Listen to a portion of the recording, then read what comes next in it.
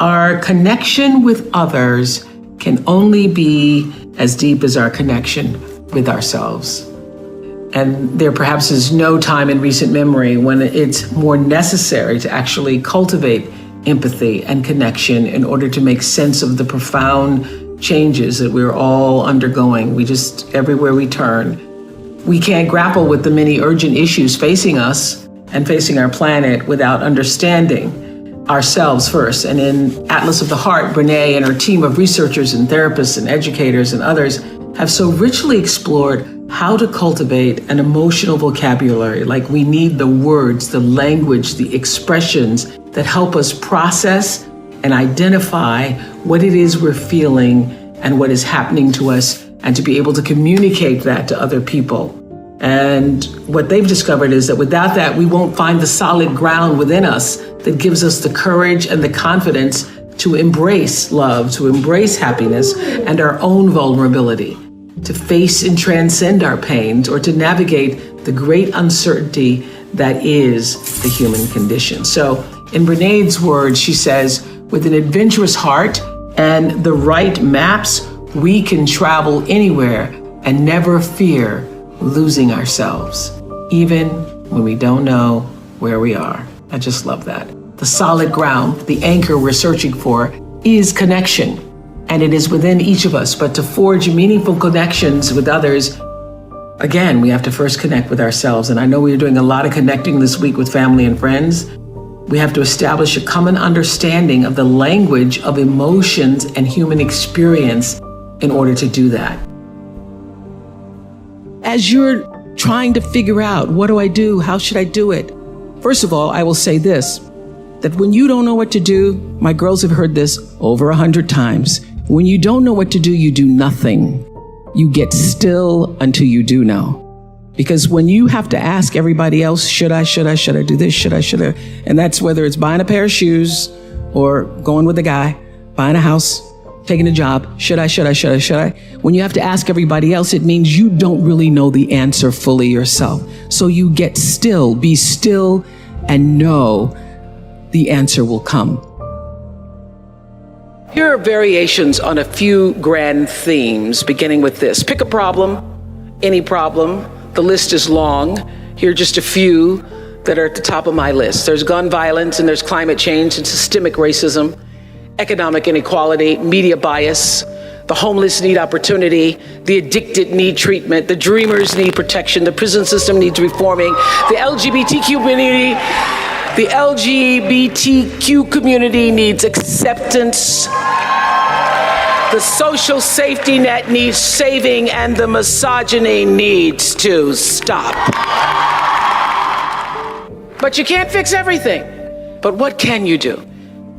Here and now, I believe you have to declare war on one of our most dangerous enemies, and that is cynicism. Because when that little creature sinks in, its hooks into you, it'll cloud your clarity, it'll compromise your integrity, it'll lower your standards, it'll choke your empathy, and sooner or later, cynicism shatters your faith. When you hear yourself saying, oh, it doesn't matter what one person says, oh well, so what? It's not gonna make any difference what I do, who cares? When you hear yourself saying that, know that you're on a collision course for our culture. And I understand how it's so easy to become disillusioned, so tempting to allow apathy to set in, because anxiety is being broadcast on 157 channels, 24 hours a day, all night long. And everybody I know is feeling it. But these times are here to let us know that we need to take a stand for our right to have hope. And we need to take a stand with every ounce of wit and courage we can muster. The question is, what are you willing to stand for? That question is going to follow you throughout your life. And here's how you answer it. You put your honor where your mouth is. Put your honor where your mouth is. When you give your word, keep it. Show up, do the work, get your hands dirty, and then you'll begin to draw strength from the understanding, the true knowing that history is still being written. You're writing it every day. The wheel's still in spin, and what you do or what you don't do will be a part of it. More than ever, I would have to say, I miss the Oprah Winfrey Show. I chose to let it go. I felt that I'd said everything I needed to say after 25 years, and I wanted it to be my decision when I let it go. But I will say this past year, and now more than ever, I miss it because I miss the opportunity for the spirit of constructive engagement that platform offered. So 2 weeks after the election last year, I went to a diner in Queens for Oprah Magazine with a group of women. Half of them were Trump supporters, half of them were Hillary supporters. Nobody wanted to come to breakfast. I was like, it's gonna be some great croissants. We're gonna have some nice jams, ladies. Nobody wanted to sit down and have the croissants. So everybody came in the room all tight and hardened. And so I was able to, they were like, well, I've never been this close to these Hillary elitists. I've never been this close. And there other people were saying, well, I never sat this close to Trump supporter before, but we're going to do it. I will tell you, after 2.5 hours, I had those women not only eating croissants, sitting around the table, listening to each other's stories, hearing both sides. And by the end, they were holding hands, exchanging emails and phone numbers and singing Reach Out and Touch. We're all pretending to be Diana Ross, which means it's possible, it can happen. So I want you to work in your own way to change the world in respectful conversations with others at a rate and a rhythm that's in tune with the source from which you have come, your truth. And I want you to enter every situation aware of its context, open to hear the truths of others, and most important, open to letting the process of changing the world change you. That is the spirit of constructive engagement. So that's the goal, to be a compassionate woman of substance, to be committed, to have constructive engagement, to live this life of substance. What I know for sure is if you focus on the substance, the success will come. These past few weeks, I've been thinking a lot about Adele and our one night only conversation that we had for CBS. Such a beautiful conversation and concert and beautiful album. You can feel her heart and soul in every lyric on 30. Her emotional pain, she seems to have used as a muse. I said that to her during our conversation. And you know by now that she wrote that album while going through a divorce. And she told me that she left her marriage in pursuit of her own happiness.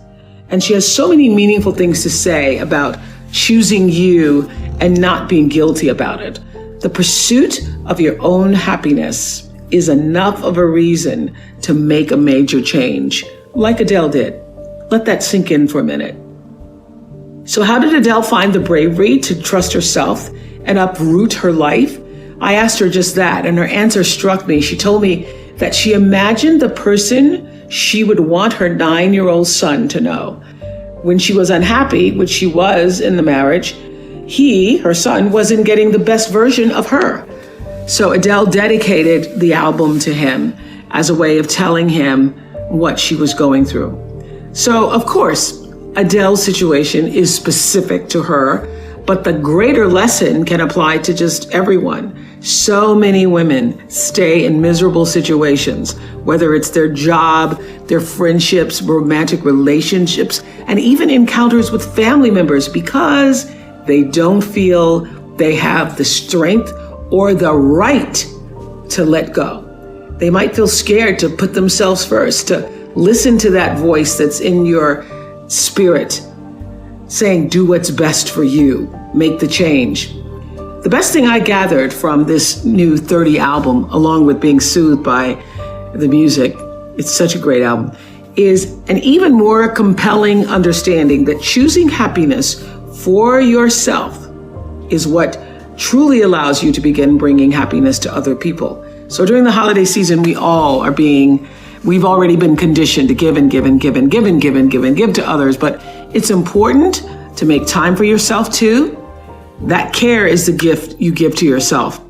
And that's what we're taking away from this week, I'm hoping. Being able to choose what's right for you and knowing when it is right.